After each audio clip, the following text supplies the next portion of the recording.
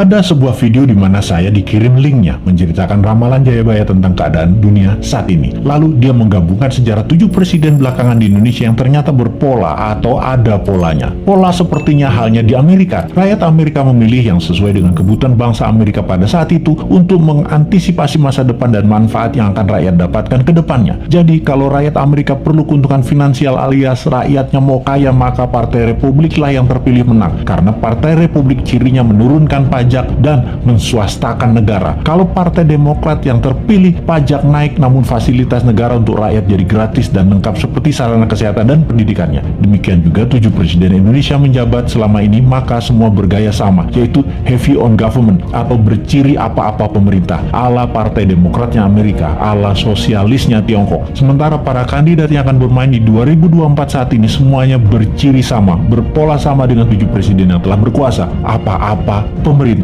Hanya Bosman Sontoloyo yang punya konsep heavy on swasta atau menswastakan kegiatan membangun ekonomi terbesarnya dan menurunkan pajak konsepnya, seperti Partai Republiknya Amerika. Untuk hal ini memang kembali ke masyarakat, karena konsep menswastakan pemerintah belum pernah terjadi sebelumnya, atau mengikuti swasta terutama UKM dalam porsi besar lebih dari 80% ekonomi belum pernah terjadi sebelumnya dalam 7 pemerintahan yang telah berjalan. Selama ini memang tenaga kerja 96% diserap UKM, namun ekonomi UKM hanya 40% saja dari porsi ekonomi nasional. Sisanya adalah anggaran pemerintah dan oligarki. Sudah 7 presiden polanya ya seperti ini. Belum pernah UKM naik kekuatannya menjadi menguasai ekonomi ke 80% atau naik 100% dari sekarang, atau 2 kali lipat kekuatan ekonomi saat ini yang bisa membuat GDP per kapita naik dari $4.000 menjadi $8.000 dalam sekejap. Sungguh, kalau mau UKM menang, juga pajak turun, ya tidak pakai siapapun yang mencalonkan di 2024 yang saat ini ada di etalase calon presiden. Tapi entah bagaimana, bangsa Indonesia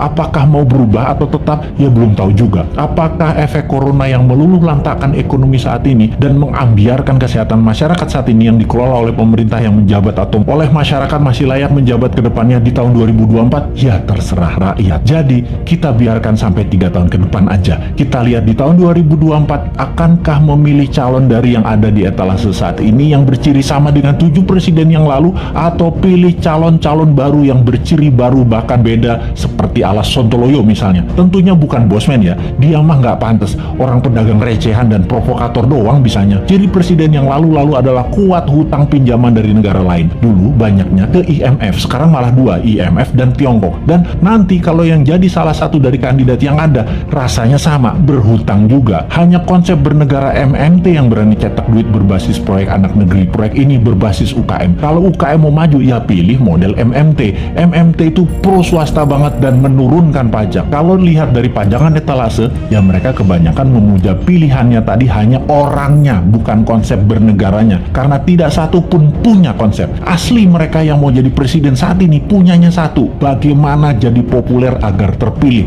Mek ngono tok ilmunya. Bener deh, bagaimana supaya Anda memilih mereka? Citra aja dibenerin, bukan konsep yang mereka jual. Kalau Bosman, citranya kan kampungan, provokator, komentarnya norak, kulitnya hitam. Jadi karena karakternya nggak bisa dijual, maka dia jual konsep. Itu pun norak. Mainstream ya tetap maunya ngutang asing. Yang anti hutang asing kecil banget yang mendukung UKM malah nggak ada. Akhirnya UKM-nya senang ngutang juga kalau cari duit. Kapan berubahnya bangsa ini? Begitu kuat doktrin minjem itu di kepala semua pejabat sampai UKM-nya pun tidak ada alternatif lain. Kembali ke video yang linknya saya dapat dan saya nonton, ternyata Satrio Piningit atau kesatria yang dipingit itu keluar ketika ada goro-goro atau malapetaka dahsyat menghancurkan negara dan dunia. Saat ini virus corona dianggap goro-goro. Lalu ketika goro-goro terjadi, ada kesatria yang suaranya saja muncul, wajahnya dan penampilannya dipingit tidak muncul, yaitu Bosman. Jadi kesatria yang dipingit tadi adalah kesatria yang terus-menerus memberikan arahan, solusi, dan sosoknya dipingit, diumpetin, yang penting pesannya tercapai. Lalu pola kepemimpinan nasional yang lengkap menjabat. Pak Karno itu Majapahit atau Jawa Timuran, Pak Harto itu Jawa Tengah atau Mataraman, Pak SBY itu Majapahit, Pak Jokowi itu Mataraman, dan Bosman itu Jawa Timuran Majapahit. Begitu pola penggantinya seharusnya. Habis Mataram ya Majapahit. Dan